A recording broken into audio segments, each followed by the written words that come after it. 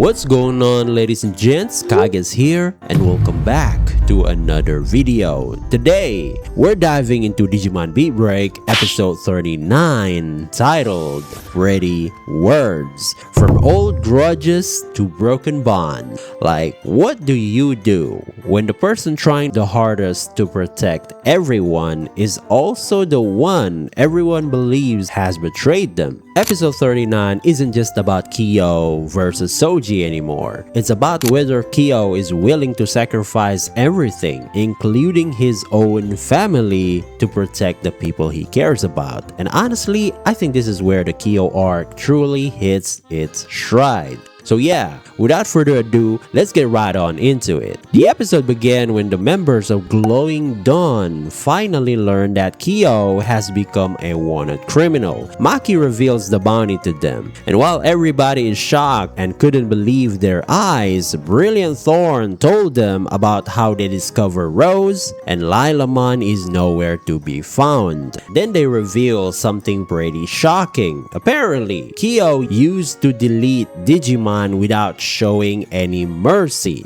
earning him the title of the strongest Gogyosei. Because of that, Brilliant Thorn is convinced that Kyo was the one who cold-hearted Rose, so they decide to storm Glowing Dawn's hideout. And out of nowhere, Kaido the Blazing shows up too.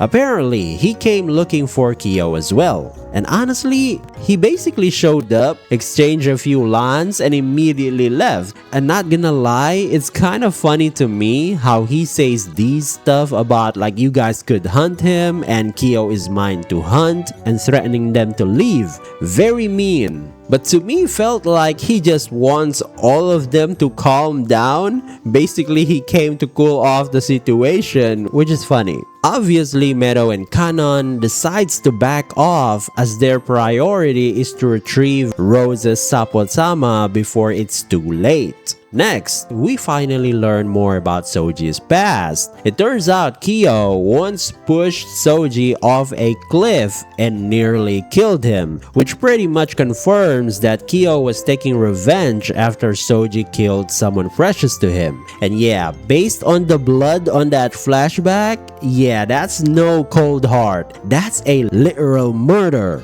But somehow, Souji survived. He stated that no matter how many Digimons and humans he deleted, his thirst never went away. Basically, he's a serial killer. And I pretty much called this on my last video as to what happens to him. World Union deletes his data thinking that he dies in that incident. And him fighting himself alive and I guess continue to do his job as a serial killer and ends up caught by the police and went to prison, right? So yeah, he never feels anything, nothing excites him, nothing satisfies him, but at the exact moment Kyo almost killed him, he experienced that strange, thrilling sensation for the very first time. And the thirst he'd been carrying all this time actually disappeared, even if it was only for a brief moment. And because of that, Souji's biggest wish right now is for Kyo to try killing him again. I swear,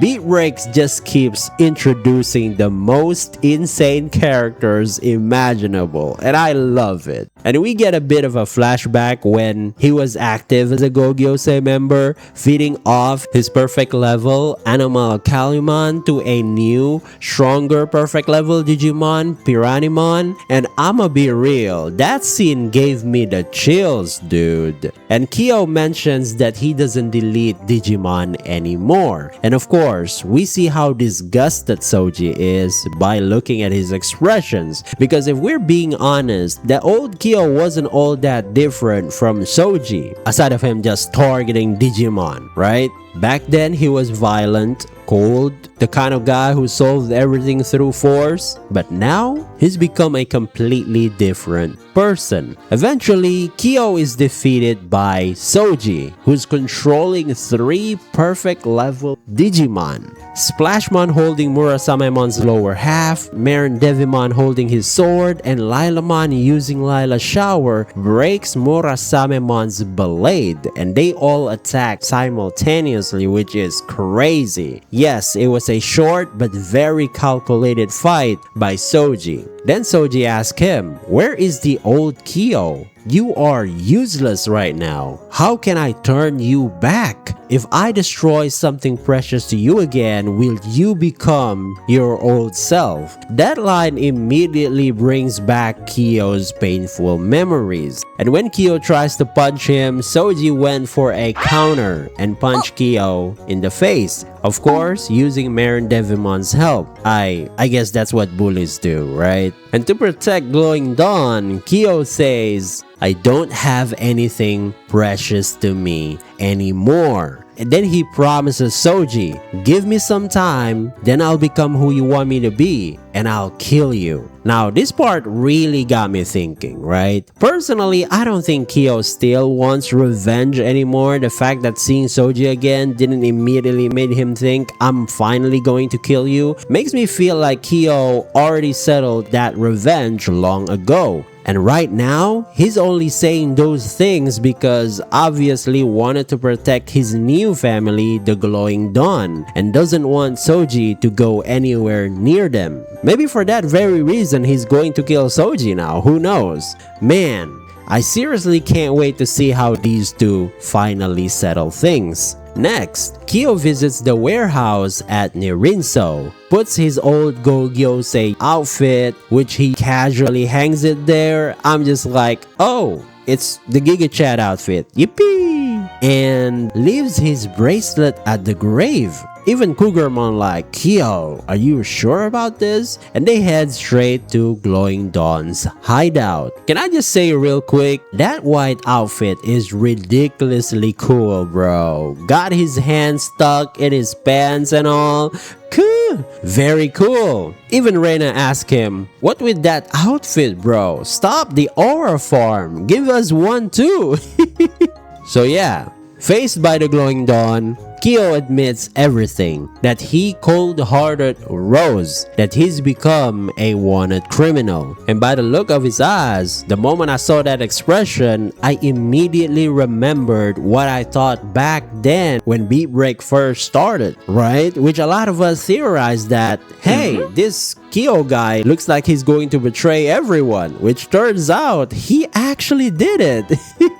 But it wasn't betrayal at all. He's pushing everyone away because he's trying to protect the family from Souji. No matter how they begs him to talk, Kyo just don't care. He made Murasamemon shoots the Getsuga Tensho slash, and Kyo says that he's a bounty now, and cleaners are supposed to fight bounties. And one after another, Tomoro and the others are defeated by Murasamemon. Dude, can I tell you that this moment felt really cool to me, even though it's a sad moment, unfortunately, right? Murasamemon hit Armalizamon with his Gono-zan, Murashigure hitting Scorch Kurtmon with Juno-zan, Tsukishigure. Beautiful animations, by the way. Then looked at Rena, "Just come at me, I'm hitting you with my strongest move." Then Rena asked him, "Aren't we family?" And Kyo replies, "This game of playing family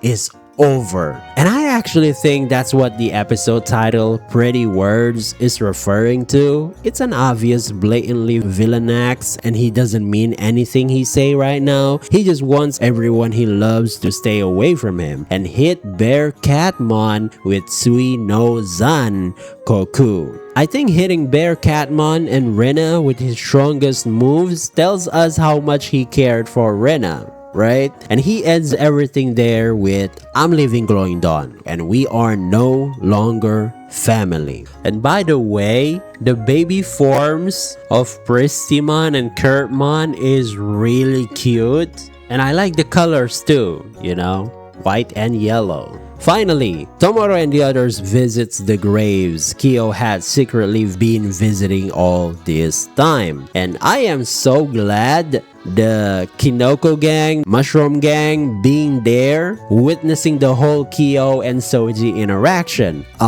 properly contributing to the story still. And it's definitely thanks to them that everyone in Glowing Dawn got the chance to clear up their suspicions about Kyo. Apparently, Kyo was involved in the Kano Island disappearance incident and ended up completely alone. I'm very curious about the time he meets Dr. Tenma there, and also his previous teammates, his family. Like, when exactly did he meet those people? Maybe they're the reason he eventually left Gogyosei. That might even explain why Glowing Dawn was created in the first place. They might reveal all that in the next episode, before the final episode of the Kyo arc. And then, Tomoro and the others decide to search for both Souji and Kyo. Even if Kyo warned them that he'd delete them the next time they met, they just don't give a damn. As his family, they choose to believe in him, and they are determined to bring him home, which made me so emotional thinking about it. Meanwhile, they heads to the Ministry of Civil Protection to gather information on Souji, but there isn't a single record of him left. Then Kawarazaki says, if you want information about a former Gogyosei, why don't you ask another former Gogyosei? And that's where the episode ends, with them going to meet Clay Arsalan. And I have to say, seeing Clay return after all this time was kinda hype, right? He looks like he's doing just fine too. Even though this is supposed to be the Kyo arc, because Kyo himself used to be one of the Gogyosei, it honestly feels like we're getting a Gogyosei arc at the same time. We're seeing so many former stars coming back to the story, and I'm absolutely loving it. There are only 2 episodes left in the Kyo arc, and I genuinely can't wait to see how all of this wraps up. And this arc has been so good. Next episode is titled Unfading Night.